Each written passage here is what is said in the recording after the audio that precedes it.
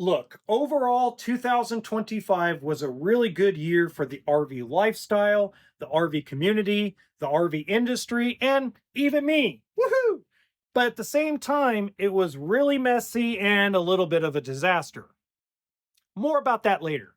Now, there are four things I'm going to talk about that happened in 2025 that if we learn from them going into 2026, things should improve. Now, two of those things you probably didn't even know even happened. Welcome to HB RV Lifestyle, the podcast. I'm the host, John Levingston, aka the Honey Badger, here to give it to you straight and transparent about the RV business, as well as some other things. Now, I'm going to sprinkle in a little bit about the disaster and messiness as we go along. You'll be surprised by some of it. Some of it you're not going to be surprised at, some of it you will be. But where we need to start is the used RV market. Now, if my voice sounds really bad and my nose is all plugged, I apologize. I got really sick, and we'll say that over Christmas, it wasn't pretty. The used RV market became very volatile at the very beginning of the year, and it dragged on until about the end of fall. And what I refer to as the end of fall is right before Thanksgiving, okay? Because reality is in parts of the country, really things slow down to a crawl right around Thanksgiving weekend in the RV world. Whether you're in California, Florida, Montana, Minnesota, Canada, things start to like pump the brakes because weather starts becoming bad. Even though I don't know how you could really say bad in California, but hey, I digress. Now, part of that volatility was a problem in the private sellers market. Pay attention because some of you might get offended by this. It's not meant to offend you, it's meant to educate you. Okay. What we witnessed specifically in January, February through the summer was a lot of folks that were used RV buyers that normally went and bought privately were buying at dealerships. I'm going to explain why here in a minute. But one of the things that was very interesting is I talked to over 30 dealerships that own multiple locations, and they were telling me it has been a record year for used trailer, used fifth wheel, used toy hauler, and used motorhome sales on their lots. And we're not talking about, oh, we usually sell 20 and we sold 25. We're talking about one dealership that sold 115 used in 2024, broke 300 this year. That's a big increase.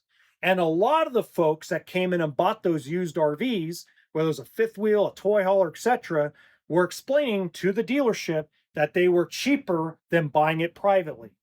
This is even taking in account states like Arizona and Nevada, where if you buy privately, you don't pay any sales tax. Unlike California and some other states that every used product you pay sales tax no matter what. Specifically, states like Nevada and Arizona, if you go buy from a guy that's selling it privately, you don't pay any tax. You might have to pay registration, but not tax. Even dealers in Arizona and Nevada have reported record sales in used RVs.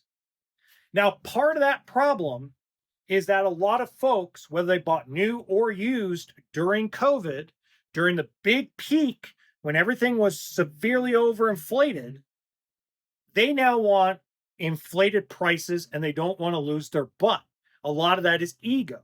And I understand it. And a lot of it also is maybe they hardly used it. Maybe they bought it thinking, oh my God, I could go out and enjoy myself. And they spent 40, 45, 50 grand top dollar on a travel trailer. And now they're like, I can't lose $30,000, $40,000 selling this thing. So they put it up privately, but yet the dealership's undercutting them because the prices are better, because obviously the auctions, consignments, and trade-ins are obviously the cost is a lot less. Okay. Now, what can we learn from this? Well, we can learn that it's a pendulum that occurs no matter what. Just like I always say with interest rates, credit union versus bank. Sometimes the bank at the dealership has the better rate. Sometimes privately the credit union has a better rate. It's always that pendulum. I remember in 2016, I think I probably did 250 loans with Logix Federal Credit Union. I think I maybe did 30 total loans through an actual primary bank that year because Logix was at like 5.5 and everybody else was at 6.99. So it's like, well, we'll just go to Logix. Well, we'll just go to Logix because you're going to bring me a check anyway. I mean, when it's a 1.5% swing. So it's the same swing we're going through right now. Okay. Dealerships and private party are pretty much equal right now. But during the year and throughout most of the year, dealerships were a lot cheaper than buying it privately. And specifically, what made it even worse is if you were buying a motorhome or you're buying a truck camper. If you were buying a used truck camper, oh boy, those guys think their crap is gold. I know a lender's only going to lend on it for 15 grand. Well, I've been told that by everybody, but I want 30 because, new ones go for 50. So mine's a steal. I mean, it's that mentality on the seller's end, and the buyers have smartened up and like, wait a minute, hold on. So I could buy a 2026 Arctic Fox 990 brand new for 50 grand. But this guy for a 10-year-old one wants 35 grand. The math doesn't pencil out. It just doesn't. People are not like they are with Subaru buyers where everything holds its value. Nothing holds its value like that in the RV industry. Nothing. Okay. They all depreciate, whether it's used or new, they're going to depreciate pretty quick. That's why they're not like a high consumable item. They are something that you enjoy with your family. Now, I happen to live in mine, right? So the reality is that what we could learn is that sometimes if you feel like you're going to get a better deal privately or a better deal at a dealership, maybe shop both before you make a decision. That brings me to the second thing that happened. And this is big because the Fed lowered the interest rates.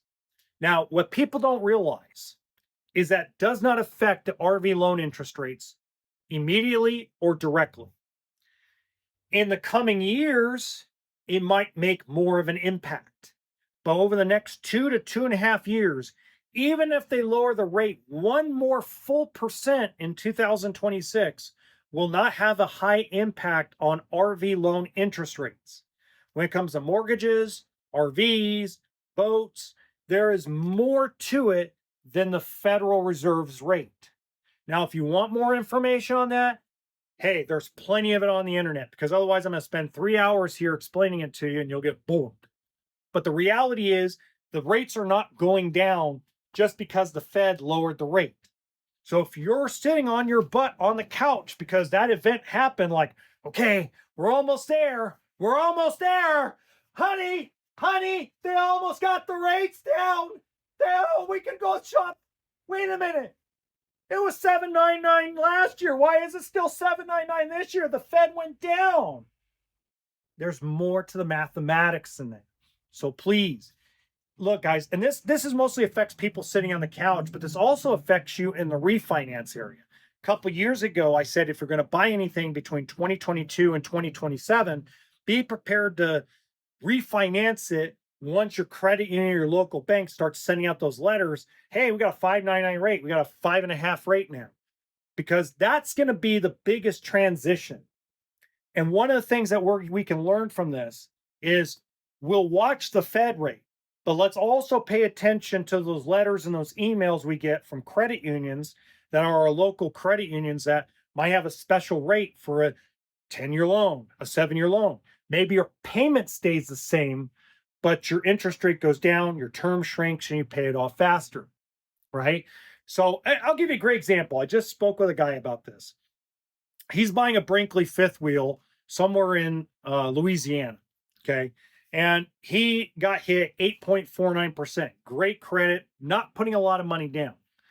And I was talking about it with him, and he said, well, the leaks and this. And I said, Lolo, do you like the coach? Yeah, I like the coach. Okay, can you afford the payment? Yeah, I can afford the payment, but I don't like the interest rate. I go, it's fine. The interest rates are going to stay high like that for another 2 years. When your credit union, your local credit union, sign up with them for every notification. And when you get that email that says, hey, we got a special rate for you, bam, you're ready to rock and roll and you're ready to refinance it. Now, that being said, the third event actually turned very messy and into a complete disaster. And that is in summer of 2025, AI video generation took a huge leap forward. You had VEO3 and Sora 2, where with just words and maybe a picture, you could come up with a hyper realistic video that a lot of people can't tell whether it's real or artificial intelligence. I am not joking with you. There's a ton of it all over the internet. But there are people that have turned this into the biggest con in the RV industry and the biggest spread of misinformation across the RV industry. Give you a great example. Right now, there's actually an AI generated video of 3 very popular auto industry influencers. They're big on YouTube, they're big on TikTok, and all 3 are AI generated lies. They all say the same thing. Like, I could show you where to get the best deal on a travel trailer where you could buy a brand new trailer for 10 cents on the dollar. The manufacturers are just giving them up. Dealers are so overstacked, they're sending them to the special auction in Texas. And I'm going to show you exactly how to get one for real dirt cheap. Okay. That's where it starts. But then you start looking at the link tree of where to go. And it takes you to special TikTok pages or Instagram pages or YouTube pages that hopefully have been taken down by now. And it's stuff that's got like a 2025 Brinkley for $39,995, a Z3100 with fully loaded MSRP 107 something thousand, $39,995. It's got a real phone number. It's got Josh the RV Nerd's logo on it, even though the people don't realize it's his old logo before Bish's. But that's an example. And then the people give them a $10,000 deposit, $5,000 deposit, and they think they're buying from Josh the RV Nerd. They think they're buying from me. They think they're buying from Matt's RV Reviews. They think they're buying from Miles RV. They think they're buying from RV Miles, that Jason RV Miles is making this deal, even though he doesn't work at a dealership, right? So that's the con that's going on now. And it happened because people are spreading, excuse my language, bullshit information all over the internet about the RV industry crashing. Let me give you the real information. I'm going to make it very short. And in another podcast episode next year, which isn't that far away, I'm going to do a very long explanation on why the RV industry will never crash, at least pricing wise. Okay. Here's why. A lender will consider loans volatile and stop lending on them if prices crashed that severely. We went through this in 2008, 2009. Now, for all you cash buyers out there that don't mind buying an RV where the company went completely out of business, no parts are available, and there's no warranty, hey, it's your heaven if that happens. Get it 100%. But for the 95.6% of us that actually want a warranty, no matter how crappy you may think it is, want to be able to have parts available, and want to be able to access those parts, we don't want these companies to go out of business. Okay? No matter if you don't like Forest River, you don't like Brinkley, you don't like Grand Design, whatever the case may be, you don't want these companies going out of business. The only way a price crashes all the way down to where these guys say it's going to happen is if the company goes out completely. Fleetwood, before Rev Group bought it, crashed completely. Yes, you could go buy a Fleetwood Discovery. That dealer invoice was $200,000 for $65,000 to $70,000. It was 2 years old sitting on the lot, but yeah, it was new and nobody owned it. Okay? Got to give it to you there. You're absolutely right. The Thor Jazz fifth wheel. You could buy it for 20 cents on the dollar when Thor closed down its California division and all of its towables. I get it. 200%. It has happened. But those companies went out of business and no longer exist. Even though you see Fleetwood and Monaco out on the lineups of dealership lots, it's not Fleetwood and Monaco, it's Rev Group. Fleetwood and Monaco no longer exist. John Crean let that company go. It's gone. Bankrupt. Deceased. Gone. Sunnybrook is gone. Yes, Winnebago builds towables in the Sunnybrook plant, but it's gone. It no longer exists. Teton no longer exists. So yes, 08, 09, 10, when companies went out of business, yes, you could pick things up for pennies on the dollar. But until that happens, prices are only going to steadily stay the same or go up, because if they don't, the lenders will stop borrowing, and over 86% of Canadian and American buyers finance the RV with a traditional RV loan. Not everybody is super lucky to have $75,000, $80,000 cash in their pocket. Okay. Now, that all being said, let's get to the disaster, and that's number 4. The number 4 disaster, and this is a disaster, guys, is, and excuse my language again, but the bullshit coming out of manufacturers' mouths. Okay. And no one is immune to this. Okay. Brinkley's not immune. Forest River's not immune. Qstone's not immune. Winnebago, even my boys at Genesis Supreme are not immune. So many people are spreading such misinformation about how things work and what they're doing and what it's innovative. I'll give you an example. And I'm not going to name the brand, but I'll name the manufacturing mother company. Forest River has a travel trailer brand that decided to do spray foam insulation in the front cap of their travel trailers and the fifth wheels. Wow, that's so innovative. Nobody's done it yet. Yet there's 4 Forest River travel trailers and 2 fifth wheels that have been doing that for the last 5 freaking years. Okay? Telling consumers that less than 1% of RVs are going to have water intrusion because our seals are perfect is baloney and malarkey. It's garbage. We don't know. It's an innovation you decided to do, and the first one through the wall usually gets the bloodiest, okay? And if it works out, everybody's going to copy and paste and do the same thing you're doing. But I always say, if Bob Tiffin, who to me was the most innovative man in the RV industry, didn't do it, then there's a reason why. Because he would try anything, because he was always trying to be better than his competition. And Bob took care of people. So that being said, we just need to stop spreading the misinformation about what a manufacturer is. Okay. No manufacturer is perfect. A dozen of them are overpriced, including Brinkley, including Grand Design, including several others. Okay. And we just need to stop all the commenting without a proper education. Now, some people go, well, that's like calling the kettle black there. No, when I'm wrong, I admit it. Okay.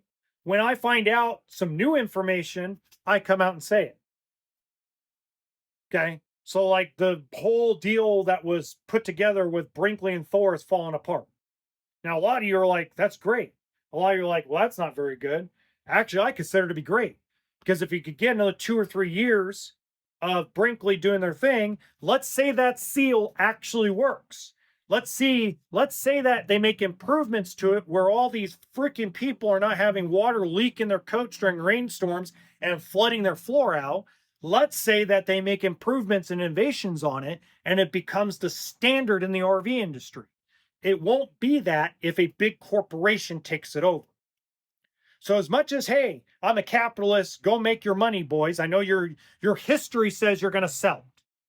But to have the deal fall out, I think actually benefits the whole RV industry, because even though I give them shit, they're still a good coach. They're not a bad unit, overpriced for what they are, but they're still a good unit. And if they improve upon the manufacturing process of their exterior automotive seal, and it becomes the industry standard to stop water intrusion or severely lessen it, that's going to be more beneficial if they're an independent company working on that.